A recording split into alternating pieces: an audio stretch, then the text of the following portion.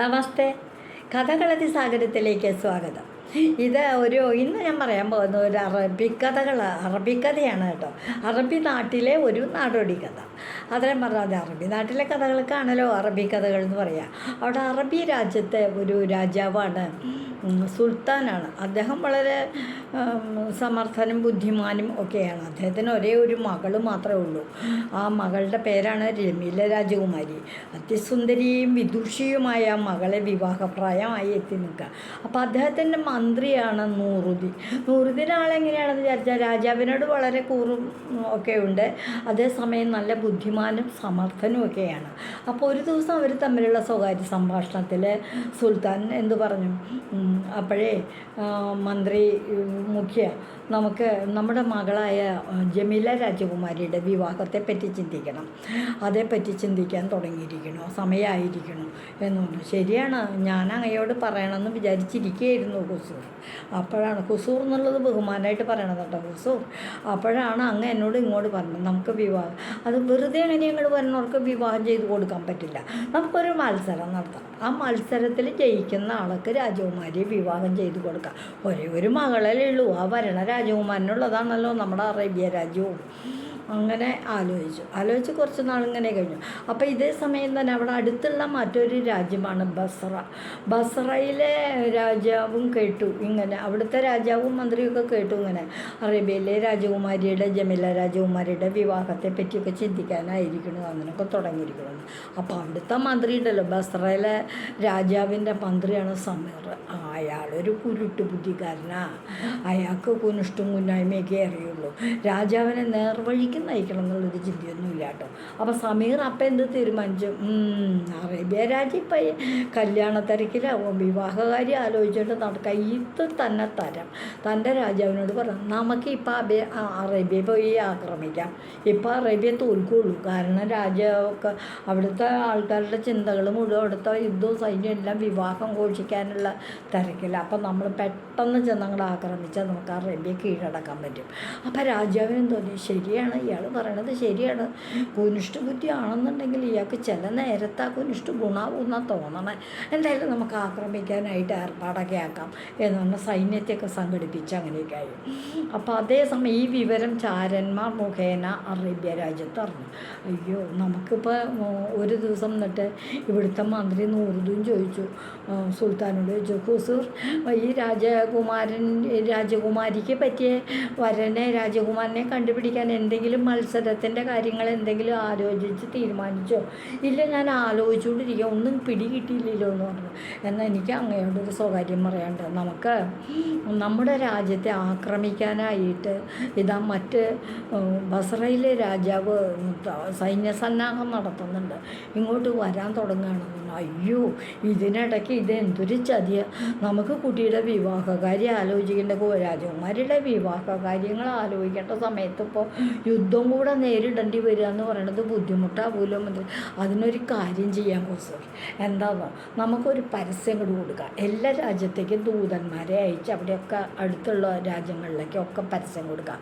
എന്താ വെച്ചാൽ ബസറയിലെ രാജാവിനെ തോൽപ്പിച്ച് ആദ്യം ഇവിടെ എത്തുന്ന രാജകുമാരൻ്റെ ജമീല രാജകുമാരിയെ വിവാഹം ചെയ്ത് കൊടുക്കാമെന്ന്. അപ്പം രാജാവിന് തോന്നി, ശരിയാണല്ലോ, തൻ്റെ മന്ത്രി നൂറുദ്ദീൻ ബുദ്ധിയുള്ളവരാണ്. അപ്പം രണ്ട് കാര്യവും നടന്നു. ജമീല രാജകുമാരിക്ക് ഒരു വരനെ കണ്ടുപിടിക്കാനുള്ള മത്സരവും നടന്നു. ബസറയിലെ രാജാവിനെ യുദ്ധവും തോൽപ്പിക്കലും അതും അങ്ങനെ ഒരു ഭാഗത്ത് നടന്നു. അപ്പം രണ്ട് കാര്യം ശരി അങ്ങനെ തന്നെയാവാമെന്ന് കരുതി ഒരു പരസ്യമൊക്കെ കൊടുത്തു, വിളംബരം ചെയ്തു എല്ലാ രാജ്യത്തും. ബസറയിലെ രാജാവിനെ തോൽപ്പിച്ച് ആദ്യം അറേബ്യയിലെത്തുന്ന രാജകുമാരൻ ആരാണോ ആ രാജകുമാരനെ ജമീല രാജകുമാരിയെ വിവാഹം ചെയ്യുമെന്ന്. ഈ വിവരം ബസറയിലും അറിഞ്ഞു.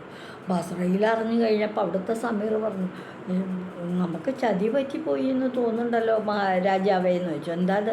ഇപ്പോൾ അവിടുന്ന് അറേബ്യയിലെ രാജാവ് സുൽത്താൻ പരസ്യം ചെയ്തേക്കുക, ബസറയിലെ രാജാവിനെ തോൽപ്പിച്ച് ആദ്യം ചെല്ലണ ആൾക്കാർ രാജകുമാരിയെ വിവാഹം ചെയ്ത് കൊടുക്കുന്നത്. അപ്പോൾ നമ്മളെ ആക്രമിക്കാൻ ഇപ്പം ആരൊക്കെയാണ് വരിക എന്നിങ്ങനെ പറഞ്ഞുകൊണ്ടിരിക്കുമ്പോഴത്തേക്കും ചാരന്മാരവിടെ വന്ന് വിവരം അറിയിച്ചു. അടുത്തു തന്നെയുള്ള മറ്റൊരു രാജ്യത്തെ സലിം രാജകുമാരൻ രാജകൊട്ടാരം വളഞ്ഞു കഴിഞ്ഞു തൻ്റെ സൈന്യങ്ങളെയും കൊണ്ട്. യുദ്ധം ഉടനെ ഉണ്ടാകും എന്നുള്ളത്. അപ്പോൾ കസ്രയിലെ രാജാവ് പറഞ്ഞു, തൻ്റെ വാക്ക് കേട്ടിട്ടല്ലേടോ ഞാൻ ഇപ്പം അറേബ്യ ആക്രമിക്കാൻ തന്നെ തയ്യാറായത്. ഇപ്പം അത് നമ്മുടെ രാജ്യത്തിന് തന്നെ വിനയായില്ലോ. ഇവിടുത്തെ പ്രജകളെ എങ്ങനെ രക്ഷിക്കും, എങ്ങനെ യുദ്ധത്തിൽ ജയിക്കും എന്നൊക്കെ ചിന്തിച്ചുകൊണ്ടിരിക്കുമ്പോഴത്തേക്കും അതാ സലീം രാജകുമാരൻ പ്രവേശിച്ചു കഴിഞ്ഞു. രാജകൊട്ടാരം വളഞ്ഞു കഴിഞ്ഞു. അദ്ദേഹത്തിൻ്റെ പട വന്നുകൊണ്ടിരിക്കുകയാണ്. അദ്ദേഹത്തിന് ഇവിടെ ഉടനെ നമ്മൾ തോന്നും. അപ്പോൾ എങ്ങനെ ഇനിയിപ്പോൾ ജീവൻ രക്ഷിക്കുക എന്നുള്ളൊരു ചിന്തയായി ബസ്രയിലെ രാജാവിന്. അപ്പോൾ സമീർ മന്ത്രിയും രാജാവും കൂടിയിട്ട് എന്ത് ചെയ്തു, നമുക്ക് വേഗം സ്ഥലം വിടാം, ജീവൻ രക്ഷിക്കണമെങ്കിൽ ഇപ്പോൾ ഇവിടുന്ന് പോവുക വഴിയുള്ളൂ എന്ന് പറഞ്ഞാൽ അവർ കൊട്ടാരത്തിൻ്റെ പുറകുവശത്തുള്ള ഒരു ജനലിൽ കൂടി ചാടി കടന്ന് ഗുഹയിലൂടെ കാട്ടിലൂടെ അങ്ങനെ പോയി കുറേ ദൂരം ഓടി പോയി, കുതിരപ്പുറത്ത് ഓടി പോയിട്ട് എന്തിനു പറയുന്നു ഒരു ഗുഹയിൽ ഒളിച്ചു.